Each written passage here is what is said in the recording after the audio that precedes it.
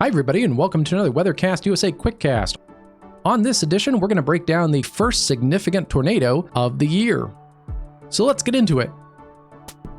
Let's dive in a little more, and I do want to look yesterday as the first low pressure ejected from the Rockies and crossed the southern plains. This is now up into the Great Lakes. That brought some severe weather to the southern plains. We were planning to go live, but an IT emergency kind of popped up, and we had I guess a localized fiber outage, so the internet crashed literally as I was getting everything set up for a morning stream, and the internet was down basically all day yesterday. So that was really frustrating, but yeah, I was unable to live stream. But I do want to look back at that and show you what happened yesterday in the morning. So this is a look at central Oklahoma. This is the damage assessment toolkit by the National Weather Service, publicly available information. The National Weather Service out of Norman, Oklahoma surveyed tornado damage yesterday afternoon. The line was moving through at 65 to 70 miles an hour. So very quickly it cleared out in the afternoon on, this would have been January 8th, 2026. And yeah, that allowed the National Weather Service to go out behind the line of storms and get some damage assessments done. So initially, the National Weather Service out of Norman, Oklahoma went and looked at the damage and assessed it as 4 tornadoes touched down in central Oklahoma. All these were on the southeast side of the Oklahoma City metro, really in a pretty short time frame between about 7 to 8 o'clock in the morning on January 8th, 2026. 3 of those were rated EF1 and 1 an EF0 right around Lake Thunderbird. The EF1, that the original touchdown and the longest one, it looks like, according to the damage assessments, was around Purcell, Oklahoma.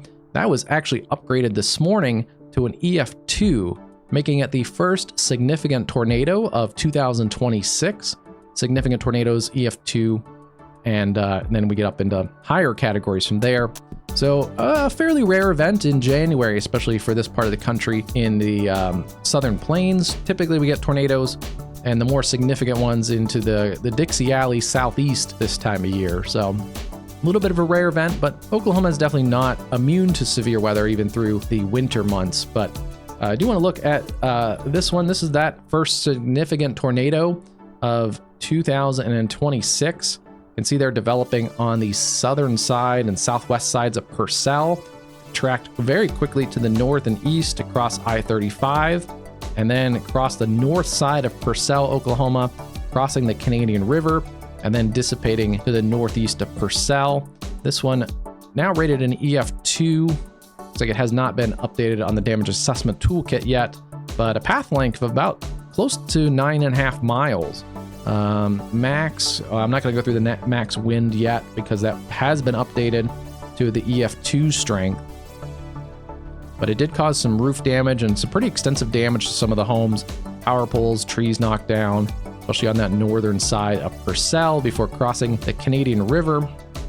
And I was trying to see if there was a width assessed, but there has not been a width assessed into the damage assessment toolkit. It looked like from the pictures of the damage yesterday on social media that it was a fairly narrow tornado, even a bit of a drill bit at times, because it hit one house in some of the pictures and drone footage, but then it looked like the neighbor houses were fairly untouched. From there, that line of storms went up and produced another tornado. There was another area of rotation that developed near Lake Thunderbird. It may have produced initially as a water spout over Lake Thunderbird, but you're not going to get any correlation coefficient drops out of open water. But they are noting, I guess, here on the damage assessment toolkit that it does go into Lake Thunderbird. So where this exactly gets started is a little bit unknown, just because there's water in here, but they must have noted it, tree damage right along the shoreline. So this started essentially as a water spout, came ashore on the north side of Lake Thunderbird. This was the weakest tornado of this cluster, an EF0, with just really just tree damage. This is a little bit more rural area along the eastern shore of Lake Thunderbird, and also a fairly short-lived tornado, only about just under 2 miles in path length as it crossed Tecumseh Road and then weakened. And you can see here from this satellite image here, it did cross mostly rural tree-filled areas. The satellite imagery is nice because you can see, the development along these tornadic paths. But yeah, that one luckily missed most of the population around Lake Thunderbird. It briefly lifted in that same area of circulation, re-strengthened and tightened before coming into the areas around the Shawnee Reservoir. And this is where it produced another EF1 tornado with a just under 4-mile length for the path and max winds of 95 miles an hour. And just to the west of the Cleveland and Pottawatomie County line, trees and flagpoles were damaged. The tornado quickly moved east into Pottawatomie County, damaging outbuildings, trees, roof damage to at least 2 additional homes between the reservoir. This one did have a little bit more of a populated area, but luckily a weaker end tornado as it came into that area around the Shawnee Reservoir. And then one more tornado was noted on the north side of Shawnee. Look at the occlusion that this one pulls, how it starts out going to the north and east and then quickly kind of pulls more northward.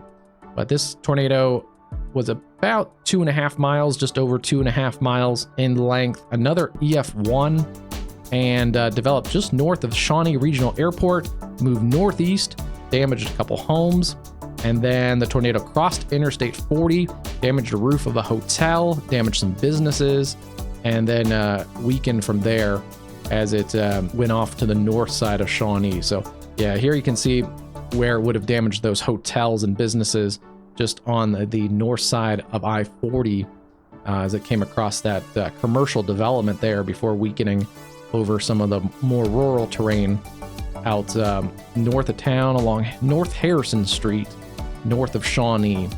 But I do want to look and then take a look next at what that actually looked like on radar yesterday. And again, it would have been on doing a live stream, but the internet literally crashed as I was setting up the cameras, and we were pretty much, that's the last step when I'm setting up a live stream, is getting our live cameras in action. There were plenty available around Oklahoma City, getting those all set up, and then it crashed. So technology sometimes. The internet was down with the area wide actually for the fiber outage. But anyway, so going back, I do want to look at this radar, and also for your information, but also just kind of provide a little bit of a historical look at this, as it is the first significant tornado now of 2026. But this is a archive radar from about 6:30 in the morning in the central time zone. So we can see the line of storms, an arc of storms with embedded supercellular features. You can see these kind of little notches in here. Basically a little QLCS situation was developing. Right now on the reflectivity, not a whole lot of rotation. And we can confirm that in the velocity here. It's mostly just this blob of blue and green. That is gusty winds kind of bulging out here. But watch this little area here. This is the area that first kind of signaled that there could be more of a localized QLCS tornado threat that some of the models hinted. We'll put this into motion, and you can see as this progresses towards the Oklahoma City area, right here, this little bulge starts to tighten up a little area of rotation just near Oklahoma City. And I'll zoom in a little bit. You can start to see, again, bulging winds in here, and then there's a little bit of a weakness right in here that tightens up a little area of rotation. This did not end up producing a tornado, but did prompt the National Weather Service to issue a severe thunderstorm warning across the Oklahoma City metro. And again, you can see these little supercellular features that this is part of, how it kind of hooks around in here, embedded into the line of storms. And several of them started to kind of develop around this time, right around 10 to 7 in the morning. Luckily, it looks like the first little area of rotation kind of stayed on the weaker side. We don't see any CC drops with that would indicate anything on the ground. So yeah, so not worth a tornado warning, but just that helps to kind of give clues to the environment, that the environment was getting more favorable for tornadoes. And by the time we get to about 7:02, you can see there's not just one of them, but there's actually a few of these little embedded kind of QLCS little mesovortices, these little mini vortices along this line as it started to surge into the Oklahoma City metro. Further south, in that south metro, we still see more of the bulge of wind along this line segment, so nothing on the correlation coefficient or anything. This also shows you how quickly these little QLCS circulations can wrap up, because if I put it back into motion a little bit, we can see then by about 8 minutes later, about 7:10, there still are a few of these small little vortices showing up. Some of those were pretty suspicious at times across the Oklahoma City metro, but again, still don't see any debris signatures, so they likely stayed just under tornadic limits, but some of those got a little close to probably needing a tornado warning. But then by 7:10, where the line didn't have those before, we can start to see little signs of rotation develop on the velocity scan around 7:10. This is south and west of Norman, coming towards that area around the Canadian River Valley, kind of giving clues again to the developing situation here. And then zooming in further, this is around that Purcell area. We can again see this embedded kind of supercellular QLCS little feature here. It's a little bit of a kink in the line, this dog leg feature in here on the reflectivity. That's the area that's starting to show a little tighter rotation just south and west of Purcell. Nothing really showing on the correlation coefficient yet, but this is at 722. But just in here, this is likely when it started producing around 727. You can see it's gotten a lot tighter here.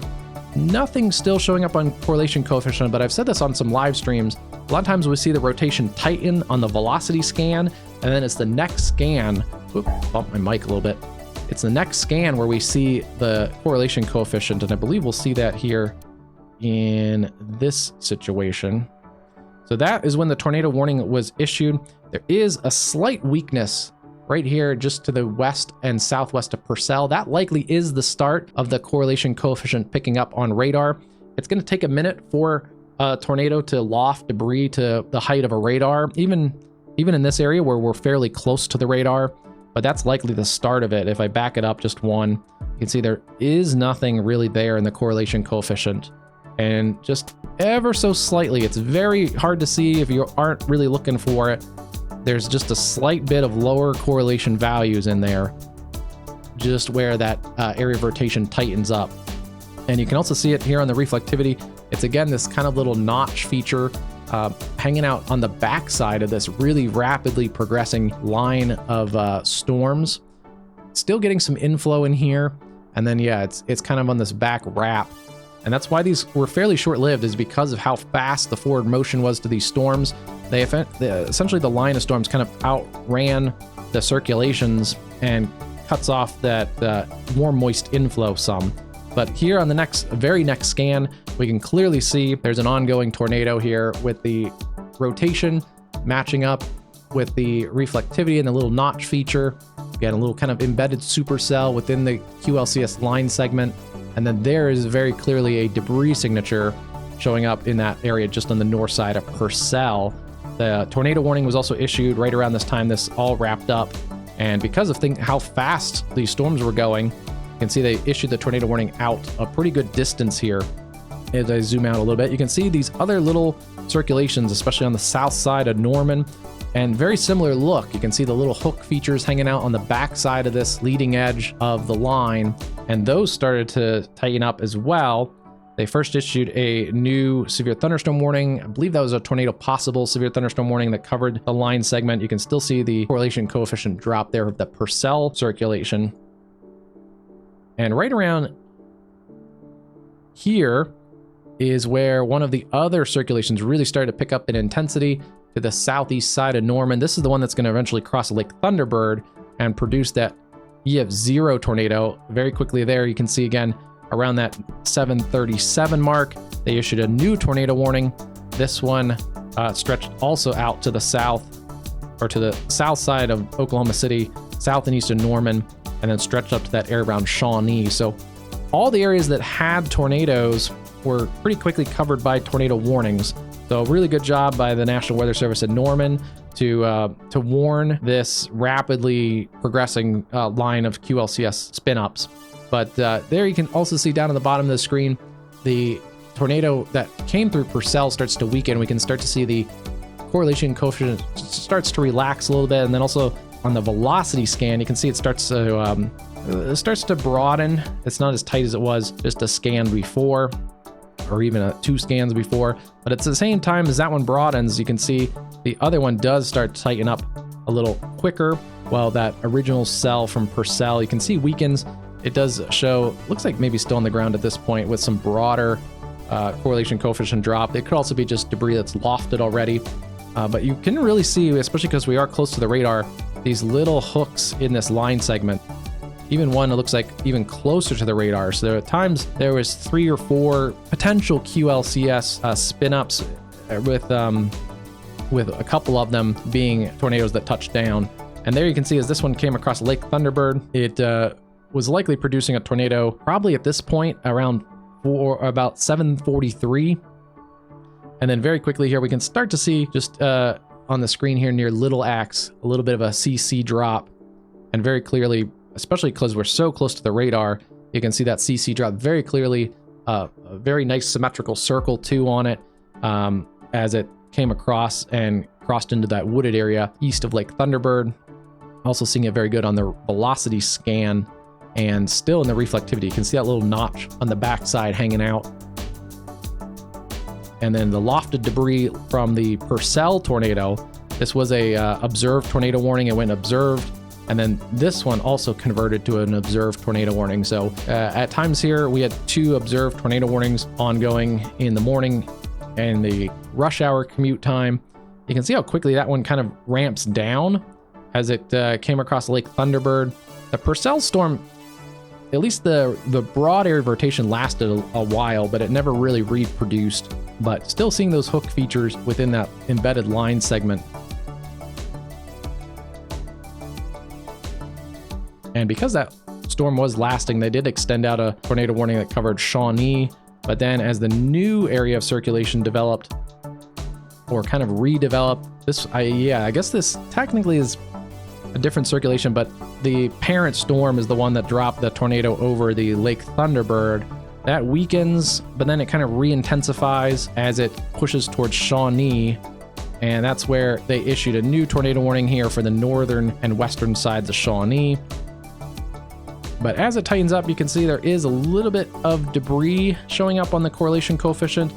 It's not as neat looking as the Purcell or the Lake Thunderbird one, but there is some correlation drop in there, right in there.